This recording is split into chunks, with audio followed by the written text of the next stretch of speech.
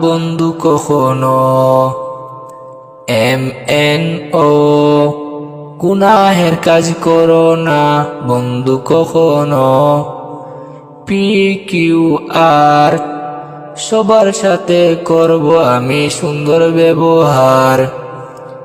PQR সবার সাথে করব আমি সুন্দর ব্যবহার। STU মরার পরে দিতে হবে ইন্টারভিউ। STU মরার পরে দিতে হবে ইন্টারভিউ।